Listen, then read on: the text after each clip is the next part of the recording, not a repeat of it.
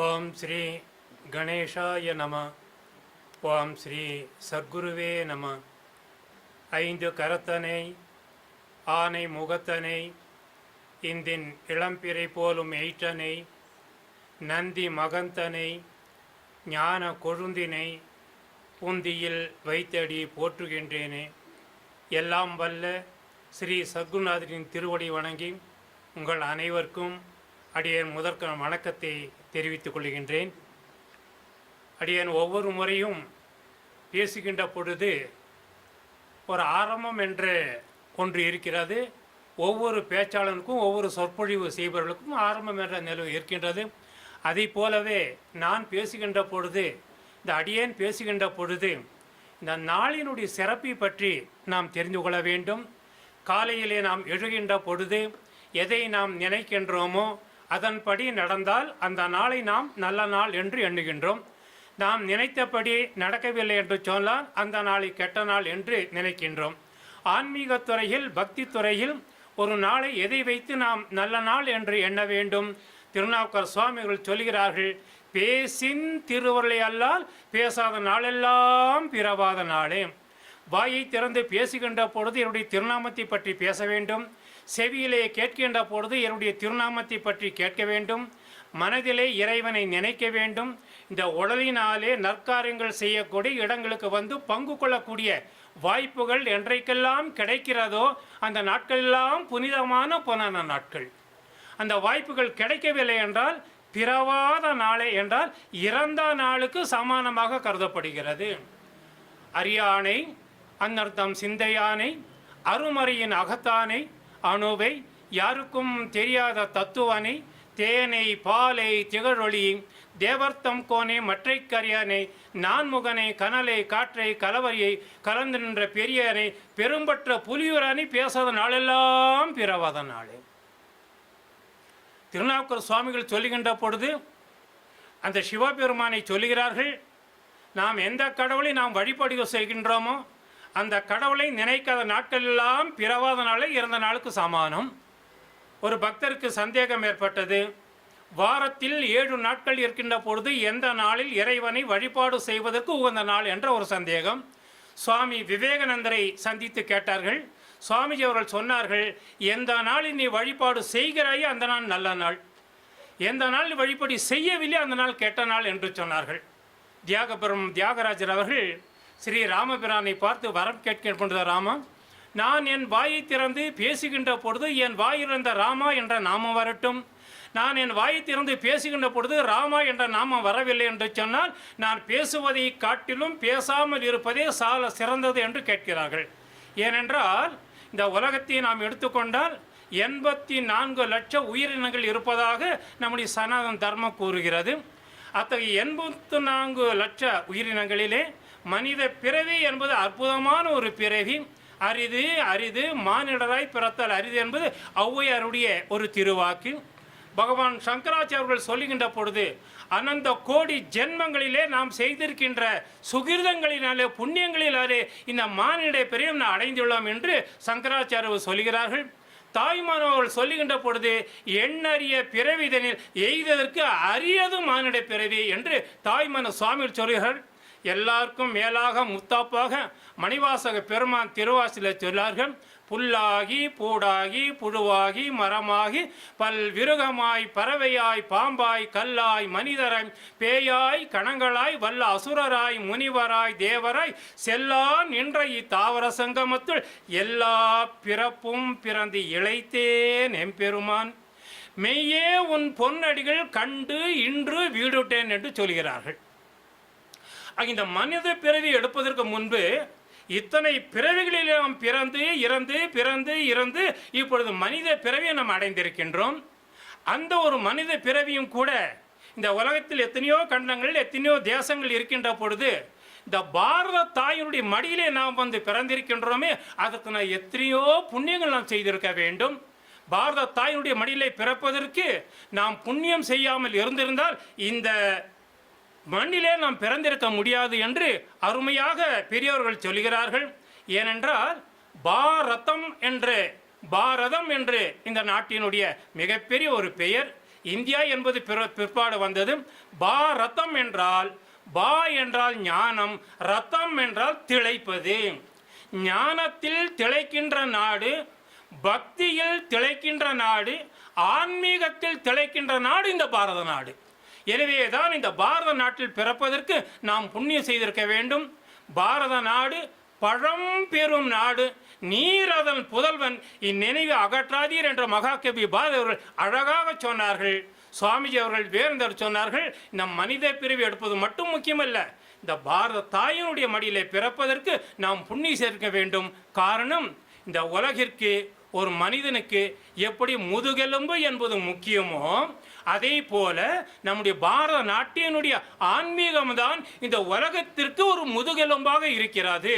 ஆக இந்த தாய் திரு நாட்டினுடைய ಒಂದು முதுகெலும்பு ஆன்மீகமாக இருக்கின்ற காரணத்தினாலே, ஆன்மீகம் தழைக்கின்ற இந்த நாட்டிலே பாரத தாயினுடைய மடியிலே நாம் பிறப்பதற்கு முன் செய்த புண்ணியம் என்பதில் எந்த விதமும் ஐயப்பாடும் கிடையாது. திருநாவுக்கரசர் சுவாமி அவர்கள் வாழ்த்த வாயும் நினைக்க மட நெஞ்சும் தாழ்த்த சென்னியும் தந்த தலைவனை சூர்த்த மாமலர் தூவி துதியாதே வீழ்த்த வாவினையே நெடுங்காலமே என்று கேட்கிறார்கள். வாழ்த்துவதற்காக இறைவன் நமக்கு இந்த வாயை தந்திருக்கின்றார். தாழ்ந்து வணங்குவதற்காக இந்த தலையை நமக்கு தந்திருக்கின்றார். மனதிலே நினைப்பதற்காக இந்த மனதை நமக்கு தந்திருக்கின்றார்கள். இந்த வாயினாலே வாழ்த்தாமல், தலையால் வணங்காமல், மனதினாலே நினைக்காமல் வீழ்த்த வாவினையே நெடுங்காலமே, நான் இதை செய்யாமல் இந்த வாழ்க்கையெல்லாம் வீணாக கழித்து கொண்டிருக்கின்றேனே இறைவா, இனிமேற்கொண்டாவது உன்னை வாழ்த்த வேண்டும், உன்னை வணங்க வேண்டும், உன்னை நினைக்க வேண்டும், அத்தகைய ஒரு அருள் பாலிப்பு எனக்கு வேண்டும் என்று திருநாவுக்கரசர் சுவாமிக்கு சொல்கிறார்கள். எனவே மற்ற மிருகங்களை நாம் எடுத்துக்கொள்ளலாம், மனிதர்களை நாம் எடுத்துக்கொள்ளலாம். அந்த மிருகங்களுக்கும் மனிதனுக்கும் என்ன ஒரு பெரிய ஒரு வித்தியாசம்? அந்த மிருகங்களுக்கு வாய் இருக்கிறது. அந்த வாயினால உண்ணுவதற்கு மட்டும்தான் அந்த வாய் உபயோகமாகிறது அன்பர்களே. ஆனால் மனிதர்களாகிய நம்முடைய வாய் மட்டும்தான் பேசக்கூடிய ஒரு வாய்ப்பை இறைவன் நாம் தந்திருக்கின்றார்.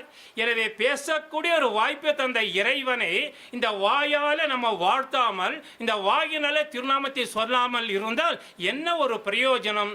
அந்த மிருகங்களுக்கும் நமக்கு எந்த ஒரு வித்தியாசமும் கிடையாது அன்பர்களே. எனவேதான் நான் வாயை திறந்து பேசுகின்ற ராமா என்ற நாமம் வர வேண்டும், அல்லது கிருஷ்ணா என்ற நாமம் வர வேண்டும், அல்லது அம்மா என்ற நாமம் வர வேண்டும். எந்த கடவுளை நாம் வழிபாடு செய்கின்றோமோ அந்த கடவுளை திருநாமம் வாயில வர வேண்டும். நற்றவா உன்னை நான் மறக்கினும் சொல்லு நான் நமசிவா என்று சொல்லக்கூடிய சுந்தருடைய கருத்துக்கு ஏற்ப இந்த வாயினால வாழ்த்துவதுதான் இந்த மனித பிறவியினுடைய நோக்கம். அருமையாக சகோதரர் பேசினார்கள். குருதேவர் ஸ்ரீ ராமகிருஷ்ண பரமஹம்சர்கள் சொல்லுகின்ற பொழுது, மனித பிறவியுடைய நோக்கமே இறைவனை அடைவதுதான். மற்ற போகங்களை அனுபவிப்பதற்காக நாம் பிறந்திருந்தால் மற்ற தேசங்களிலே பிறந்திருக்கலாம், அல்லது மாடுகளாக மிருகங்களாக பிறந்திருக்கலாம். ஆனால் பாரத மண்ணிலே பிறந்திருக்கின்ற ஒரே காரணம், இறை வழிபாடு செய்ய வேண்டும், ஆன்மீகத்தில் தலைக்க வேண்டும். இந்த பிறவி என்று சொல்லக்கூடிய இந்த பிறப்பு இறப்பிற்கு புனரபி ஜனனம் புனரபி மரணம், இதற்கு நாம் ஒரு விடை கொடுக்க வேண்டும் என்பதற்கு தான் இந்த மனித பிறவி, இந்த மானிட பிறவி, இந்த பாரத நாட்டினுடைய பிறப்பு ஒரு சிறப்பான ஒரு அங்கம் வகிக்கிறது அன்பே. இந்த நடைபெறுகின்ற வியாச பூர்ணிமா அந்த விழாவினுடைய சிறப்பு அம்சமாக இன்றைய தினம் அடியனுக்கு அளித்த ஒரு தலைப்பு, ஞானசம்பந்த பெருமானை பற்றி சிந்திக்க வேண்டும் என்ற ஒரு தலைப்பு. எத்தனையோ மகான்கள் இந்த ஞான பூமியில், அத்தனை மகான்களுக்கும் நம்முடைய வணக்கங்கள். நம்முடைய ஹிந்து சனாதன தர்மம், ஹிந்து என்ற பெயர் பிற்பாடு நமக்கு வந்தது. நமக்கு ஒரே தர்மம்தான், அது சனாதன தர்மம்.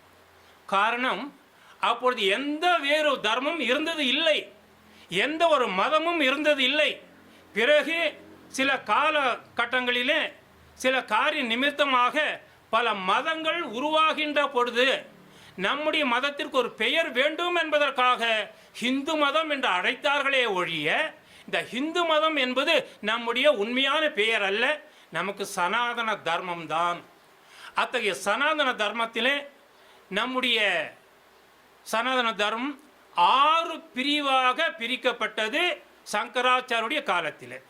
அதற்கு முன்பாக 72 மதங்களாக பிரிவுகளாக சனாதன தர்மம் தத்தளித்து கொண்டிருந்த அந்த வேளையிலே தான் சங்கராச்சாரிய சுவாமிகள் பாரத மண்ணிலே அவதாரம் செய்து அத்தகைய பிரிவுகள் எல்லாம் வேண்டாம், நமக்கு 6 பிரிவுகள் இருந்தால் போதும் என்று சொல்லி யார் யாரெல்லாம் சிவ வழிபாடு செய்கிறார்களோ அவர்களை சைவம் என்று அழைத்து, யார் யாரெல்லாம் விஷ்ணு பகவானை நாராயணனை வழிபாடு செய்கிறார்களோ வைஷ்ணவர்கள் என்று, சக்தியை வழிபாடு செய்பவர்கள் சாக்தர்கள் என்று, கணபதியை வழிபாடு செய்பவர்கள் காணாபத்தியர்கள் என்று, முருகப்பெருமானை குமரனை வழிபாடு செய்பவர்கள் கௌமாரர்கள் என்று, சூரிய பகவானை வழிபாடு செய்வர்கள் சௌரர்கள் என்று சொல்லக்கூடிய இந்த 6 இந்த பிரிவுகளை பகவான் சங்கராச்சாரியர்கள் உருவாக்கி அதனுடைய படி நாம் நடந்தால் போதும். அதற்காக மணிவாச பெருமான் சொல்லுவதைப் போல சமயவாதிகள் தத்தம் மதங்களே அமைவதாக அரட்டியும் அலைந்தனர் என்று சொல்கிறார்கள். என் மதம் பெரிது என் மதம் பெரிது என்று சமயவாதிகள் தத்த மதங்களே என்று சொல்லி அதற்காக போரிட்ட அந்த போரே எக்கச்சக்கம் என்று சொல்கிறார்கள். ஆக சங்கராச்சாரியர் அதை அமைதிப்படுத்தி ஒரு நெறிப்படுத்தினார். அந்த நெறியிலே இந்த 6 பிரிவு என்று சொன்னாலும் கூட பொதுவாக 2 பிரிவு தான் முக்கியமான பிரிவாக அமைந்தது. ஒன்று வைணவம், இன்னொன்று சைவம். சூரிய வழிபாடு சௌரம், அது வைணவத்திலே அது இணைந்து விடுகிறது. சக்தி வழிபாடு, கணபதியுடைய வழிபாடு, முருகப்பெருமானுடைய வழிபாடு சிவ வழிபாடிலே சேர்ந்து விடுகிறது. ஆக பெரும்பான்மையாக சைவம் வைணவம் என்று சொல்லக்கூடிய 2 பிரிவுகள். அந்த சைவம் வைணவம் என்று சொல்லுகின்ற பொழுது அந்த சைவம் தழைப்பதற்காக நாயன்மார்கள் இந்த மண்ணிலே அவதாரம் செய்தார்கள். வைணவம் தழைக்க வேண்டும் என்பதற்காக ஆழ்வார்கள் அவதாரம் செய்தார்கள். அப்படி சைவ மதம் தழைக்க வேண்டும் என்பதற்காக சைவர்களாக அவதாரம் செய்த அந்த பெரியவர்களிலே எத்தனையோ மகான்கள் இருந்தாலும் நம்முடைய சைவ சமயத்திலே சைவ குருமார்கள் என்று சொல்லி 4 பேரை நாம் குறிப்பாக குறிப்பிட வேண்டிய 4 பேர். அப்பர், சுந்தரர், சம்பந்தர், அழகிய மாணிக்கவாசகர் என்று சொல்லக்கூடிய இந்த 4 பேரு தான் சைவம் என்று சொல்லக்கூடிய ஒரு கட்டிடத்திற்கு 4 இந்த பில்லர் என்று நாம் சொல்லுகிறோம்ல 4 தூணாக இருக்கிறார்கள். அந்த தூண்கள் இல்லை என்று சொன்னால் அந்த கட்டிடம் நிற்காது.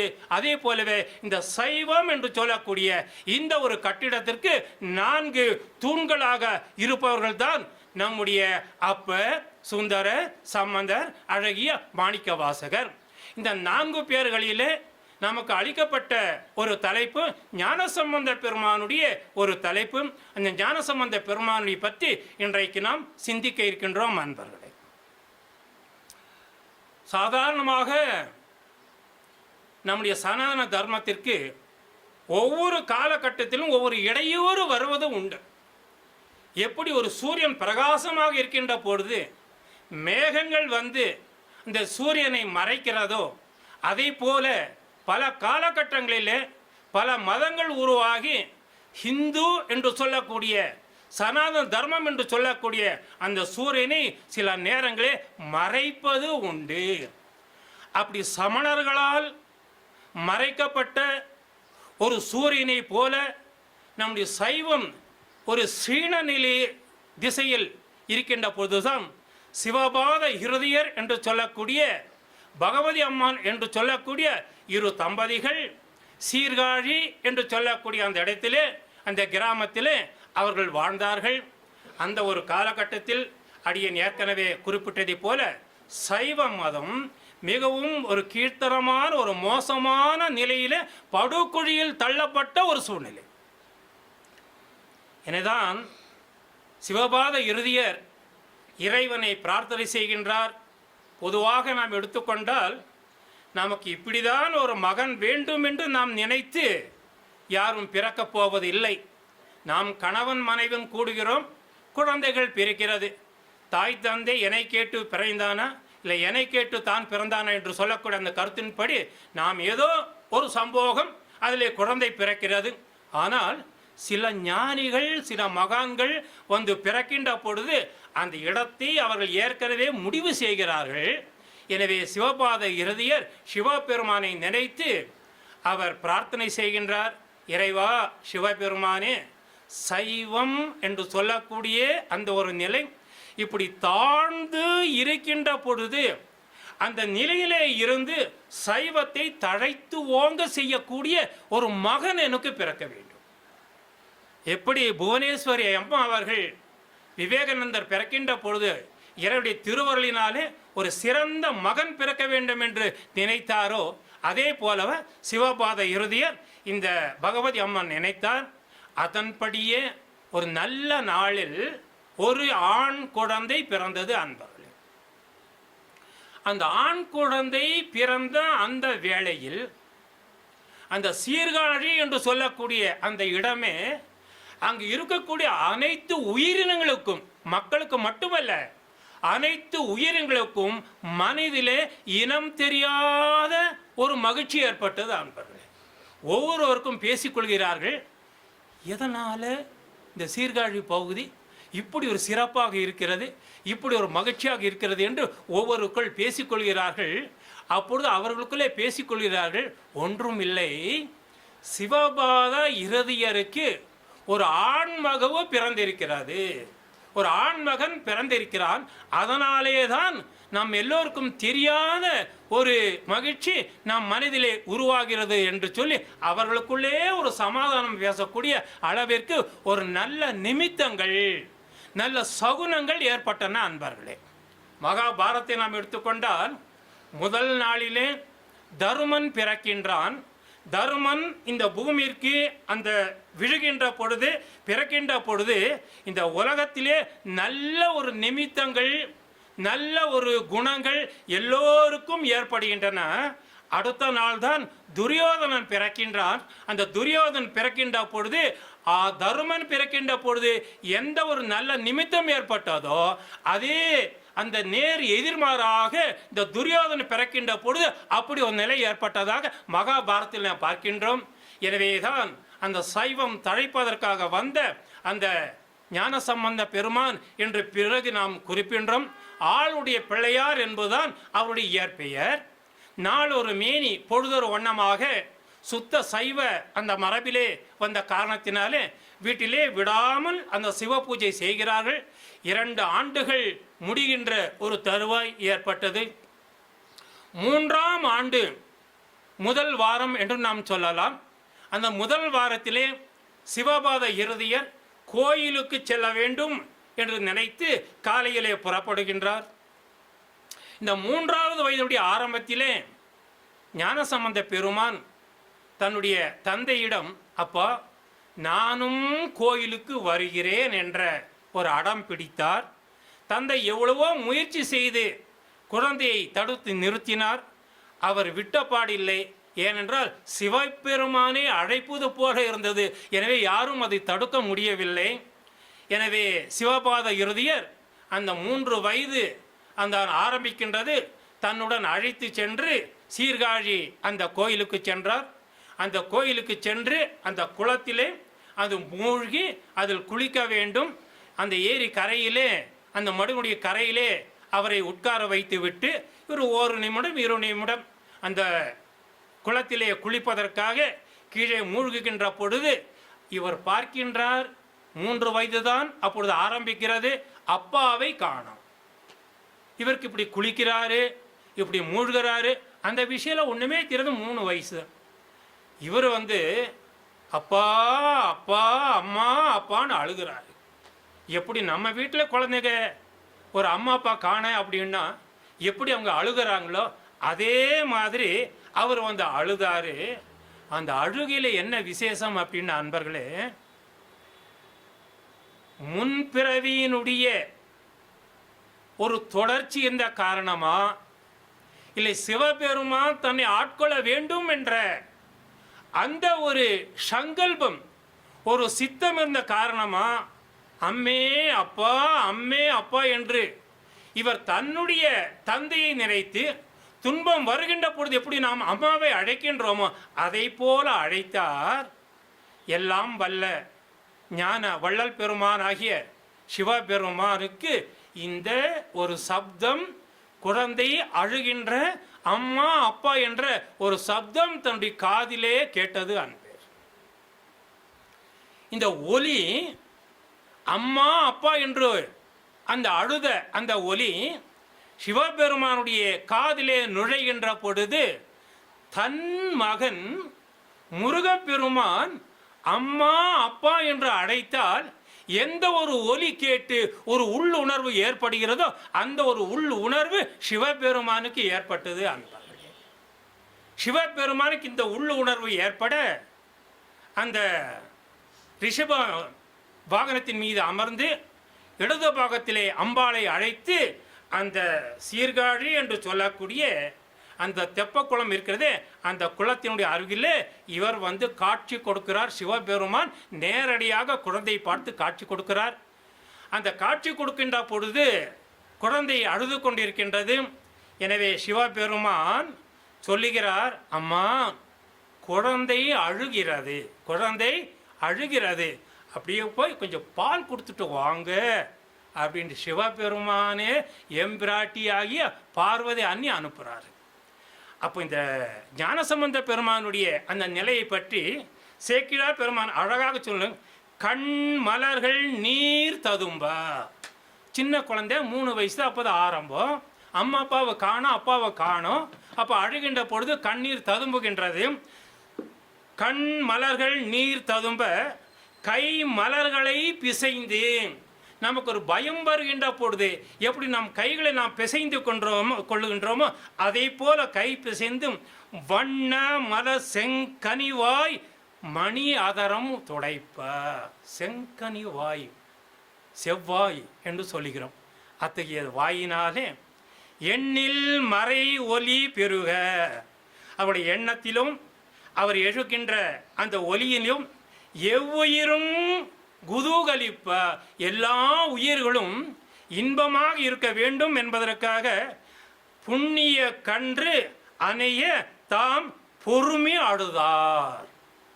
புண்ணிய கன்று எப்படி தாயை காணவில்லை என்று கன்று அழுகிறதோ அதே போல உண்மையான கடவுளான பரம்பொருடைய குழந்தையாகிய இந்த ஆளுடைய பிள்ளையார் அந்த கன்று போல தாய்க்காக அழுவதை போல இவர் அழுதார். அப்படி அழுகின்ற பொழுதுதான் எம்பெருமான் சிவபெருமான் அம்பாளை அழைத்து நம்முடைய குழந்தைக்கு நீ அந்த பால் கொடுத்து வா அப்படின்னாரு. இவர் அழுகின்ற பொழுதே முன்னுணர்வு ததும்பா.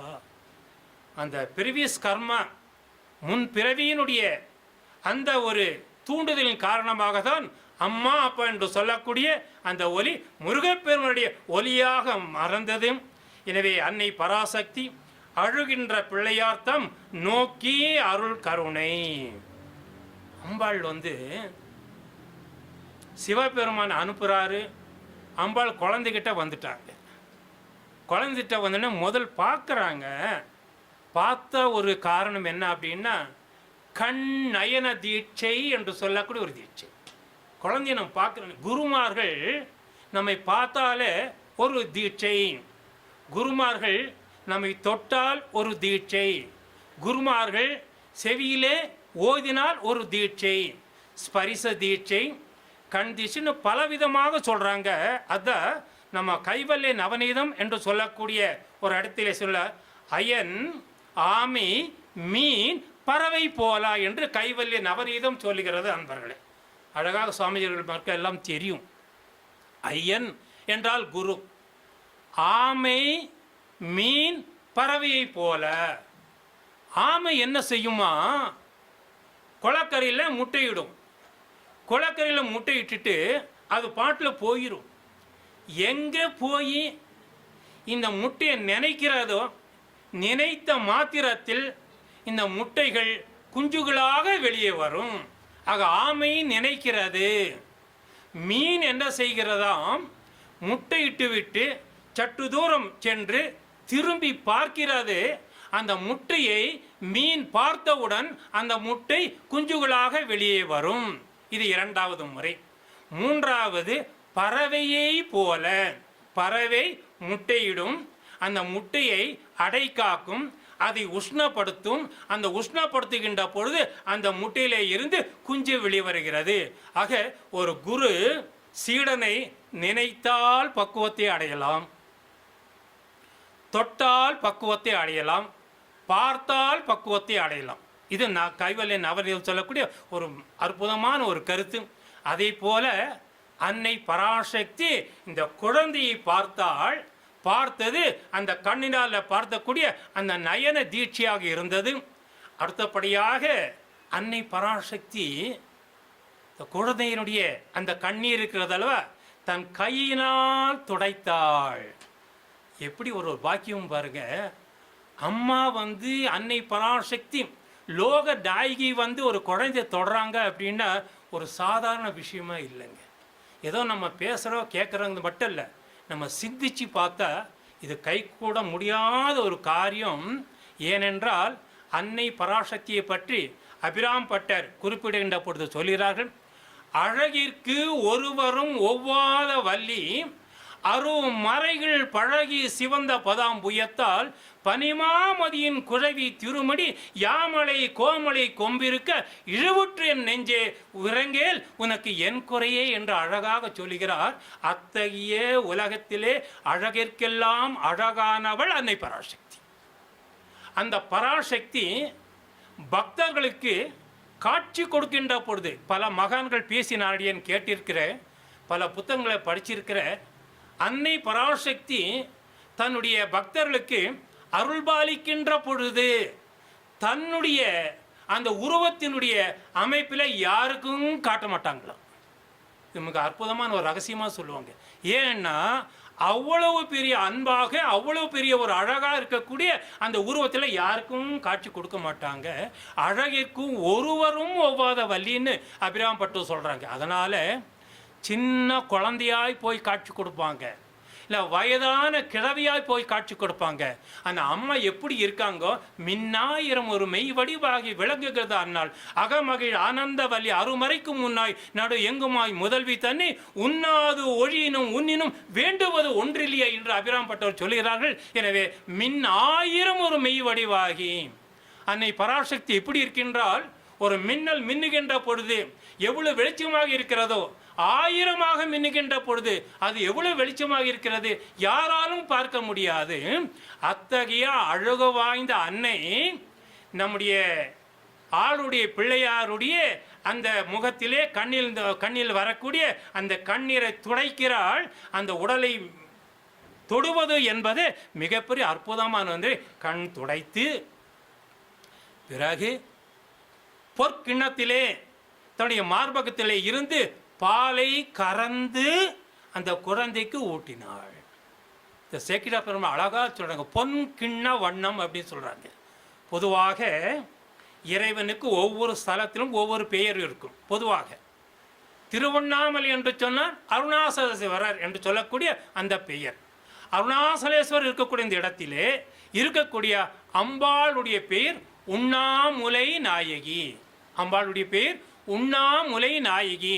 உண்ணாமுலை என்றால் யாரும் தன்னுடைய அந்த மார்பகத்திலே அந்த காம்பிலே இருந்து யாரும் பால் குடிக்கல. யார் எல்லாம் எப்படி கொடுக்க முடியும்? எல்லாம் குடிக்க முடியாது. அந்த 2 பேர் குடிச்சிருக்கல இல்லையா, விநாயகர் குடிச்சிருக்கல, முருகப்பெருமான் குடிச்சிருக்கல இல்லையா, அவங்க 2 பேரும் தாய்ப்பால் தன்னுடைய மார்பகத்துக்கு குடிக்கல.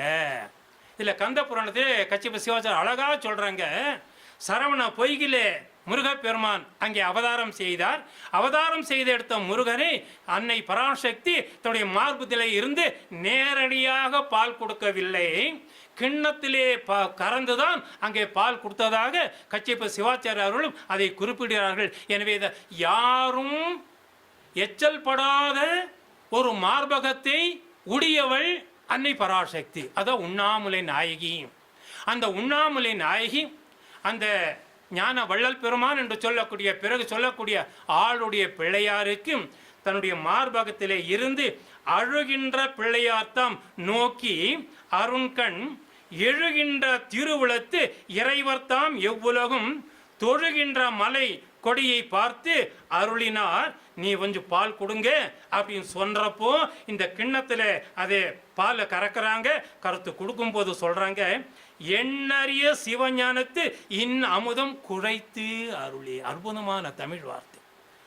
எண்ணறிய சிவஞானத்தை பார்வதி அன்னை பராசக்தி தன் மார்பில் இருக்கக்கூடிய பாலை மட்டும் கொடுக்கவில்லை, அந்த பாலோடு சிவஞானத்தை குழைத்து. எப்படி நம்மளை வீட்டில் இருக்கிற குழந்தைகளுக்கு பாலை மட்டும் கொடுக்கறது எல்லாமே ஆர்லிஸோ பூஸ்டோ கலந்து கொடுத்தா அது எப்படி ஒரு ஸ்ட்ரென்த்தாக இருக்குமோ, அதே போல் இந்த ஞான சம்பந்த பெருமானுக்கு அந்த பால் கொடுக்கும்போது சிவஞானத்தை குழைத்து அருளி, உன் அடிசில் என ஊட்ட உமையம்மை எதிர்நோக்கும் கண்மலர் நீர் துடைத்து அருளி, பொன் கிண்ணம் அளித்து அண்ணலை அங்கு அழுகை தீர்த்து அங்கணன் அருள் செய்தார். சிவபெருமானுடைய திருவருளை பெற்ற அந்த அன்னை பராசக்தி ஆளுடைய பிள்ளையார்னு சொல்லக்கூடிய இப்பொழுது நாம் பார்க்கக்கூடிய ஞானசம்பந்தர் என்ற பெயரிலே நாம் சிந்திக்கின்ற அந்த ஒரு அருள் குழந்தைக்கு அந்த பால் கொடுத்த உடனே, அந்த பாலை கொடுத்த உடனே குடித்த உடனே அவருக்கு என்ன ஞானத்தோடு சம்பந்தம் ஏற்பட்டது, சிவஞானத்தோடு சம்பந்தம் ஏற்பட்டது. எனவே ஞான சம்பந்தன் என்ற அழகிய ஒரு பெயர் தனக்கு ஏற்பட்டது. அப்படிப்பட்ட ஞான சம்பந்தன் பலவிதமான அற்புதங்களை எடுத்து காட்டினார். அழகாக ராமலிங்க அடிகளார் அவர்கள் சொல்லுகிறார்கள், பெரும் ஞானப்பால் உண்டு பேராயிரம் கொள்ளும் பிஞ்சகனின் ஒரு ஞான பிள்ளையாய் கோள் நீக்கி நோய் நீக்கி ஓதரிய குருஞான வள்ளலாய் காக்கும் திருவாய் குணம் பெருக்கும் திருஞான சம்பந்தமூர்த்தி நற்பாதம் சென்னியதே. என்னுடைய தலையின் மேலே அந்த திருஞான சம்பந்தனுடைய திருவடி இருக்கட்டும் என்று அழகா சொல்கள். பெரும் ஞானப்பால் உண்டு பேராயிரம் கொள்ளும் பிஞ்சகனின் ஒரு ஞான பிள்ளையான திருஞான சம்பந்தர் அதிகமான அற்புதமான காரியங்களை செய்தால் பெரிய புராணத்தை பற்றி படிக்கின்ற பொழுது சொல்லுகிறார்கள், பெரிய புராணம் என்பது ஒரு பாகமாக இருந்தால் புராணம் பாதி பிள்ளை பாதி என்று சொல்கிறார்கள். மற்ற 62 நாயன்மார்களை சொல்லக்கூடிய ஒரு பாதி பாகம், பிள்ளை என்று சொல்லக்கூடிய ஞானசம்பந்தரை பற்றி சொல்லக்கூடிய அந்த ஒரு பகுதி ஒரு அரை பாகம்.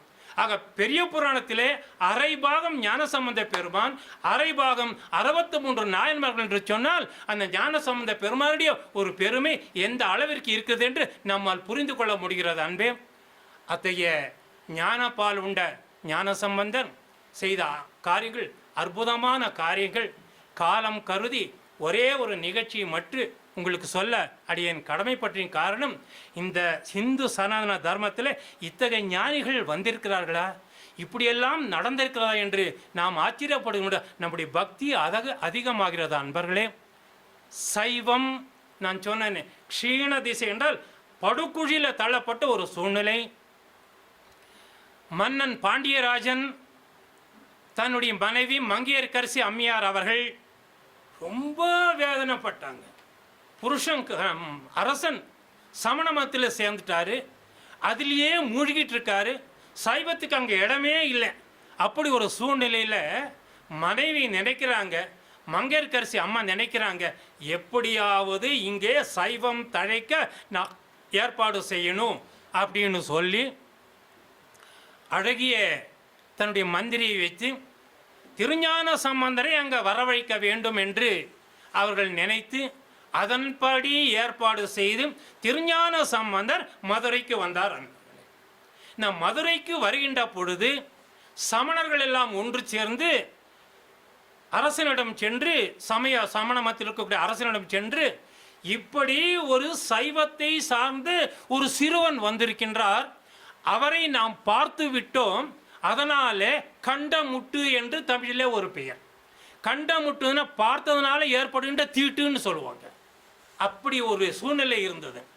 இப்போ ராஜா என்ன சொல்கிறாரு, பாண்டியராஜன் என்ன சொல்கிறாரு, நீங்கள் அவரை பார்த்து அதனால் கண்டமுட்டு ஏற்பட்டது, என்கிட்ட வந்து சொல்லிட்டீங்க, அதை நான் கேட்டுட்டேன், அதனால் கேட்ட முட்டு, கேட்டதுனால எனக்கு தீட்டா. இது அந்த சைவத்திலே வந்த ஞான வள்ளல் பெருமானே ஞான சம்பந்தருடைய அதை பார்த்ததுனால தீட்டு, அவர் பேரை கேட்டதுனால தீட்டுன்னு நினைச்சாங்களா. இப்போ எந்த அளவிற்கு ஒரு மோசமான ஒரு சூழ்நிலையிலே அவர்கள் இருந்திருக்கிறார்கள் என்பதை நம்மால் புரிந்து கொள்ள முடிகிறது. எனவே மங்கையர்க்கரசு அம்மையாருடைய ஏற்பாட்டினாலே ஒரு வீட்டில் தங்கியிருக்காங்க ஞானசம்பந்த பெருமான் அன்பர்களே. அந்த வீட்டிற்கும் நெருப்பு வைத்து விட்டார்கள் இந்த சமணர்கள். அப்படியே நெருப்பு பற்றி எரிகிறது. சீடர்கள் பார்க்கிறார்கள். ஞானசம்பந்தன் பெருமானுடைய சொல்கிறார்கள், சுவாமி நாம் இருக்கின்ற இடம் தீ பற்றி எரிகிறது என்று சொன்னார்கள். அப்படியா, தீ வைத்து விட்டார்களா? பாவிகள் சமணர்கள் நாம் இருக்கும் இடத்திற்கு தீ வைக்கிறார்கள் என்று சொன்னால் அரசனுடைய உத்தரவை பெற்றுதானே தீ வைத்திருக்கிறார்கள். ஆக அரசனுக்கு தானே இந்த பொறுப்பு. அதனால செய்யனே ஆலவாய் மேய ஐயனே, இந்த ஒரு நெருப்பு, இந்த ஒரு தீ பையவே சென்று பாண்டியர்க்கு ஆகுவார். இது ஒரு அற்புதமான வார்த்தைங்க. இதை சொல்றதுக்கு நேரம் இல்லை. பையவே சென்று பாண்டியர்க்கு ஆகவே. பையவென்ன தமிழை மெதுவாக என்பது பொருள். மெதுவாய் போய் இந்த வீடு பூரா எரிஞ்சா எந்த ஒரு வெப்பமோ அத்தனைய வெப்பமும் பாண்டியராஜுடைய உடம்பில் போய் உட்காரட்டும், பாண்டியருடைய அந்த வயிற்றில் போய் இருக்கட்டும்னு சொல்லி சம்மதர் நினைக்கிறாரு. அப்படியே அந்த வீட்டினுடைய அந்த நெருப்பு அங்கே அணைக்கப்பட்டு இந்த பாண்டிய ராஜனுடைய அந்த வயிற்றில் இந்த நெருப்பெல்லாம் சென்று போகிறது. அந்த அதை வெப்பு நோய் என்று தமிழிலே சொல்லுங்கள். அதை அணைக்கவே முடியாது. அப்படிப்பட்ட ஒரு சூழ்நிலை ஏற்பட்டதனால அவர்கள் நினைக்கிறார்கள், இந்த ஞானசம்பந்த பெருமானுக்கு செய்த அந்த தீங்கினாலே தான் இப்படி ஆகிவிட்டு புரிந்து கொள்ள முடிகிறது. சமணர்கள் எவ்வளவோ வைத்தியம் செய்தார்கள், இருந்தாலும் முடியவில்லை. ஞானசம்பந்த பெருமானை அழைக்கிறார்கள். ஞானசம்பந்த பெருமான் ஒரு பக்கம், சமணர்கள் ஒரு பக்கம். இப்போ இந்த ரெண்டு பேரும் இந்த நோயை நீக்கணும். எப்படி நீக்கணும் அப்படின்னா, ரெண்டு பேருக்கு இந்த உடம்புல வயிற்றில் ரெண்டு பாகமாக பிரித்து கொடுத்துட்டாங்க. சமணருக்கு ஒரு பகுதி, ஞானசம்பந்தருக்கு ஒரு பகுதி. அவங்க சமணத்தில் தெரிஞ்ச அந்த வைத்தியம் பண்ணுறாங்க.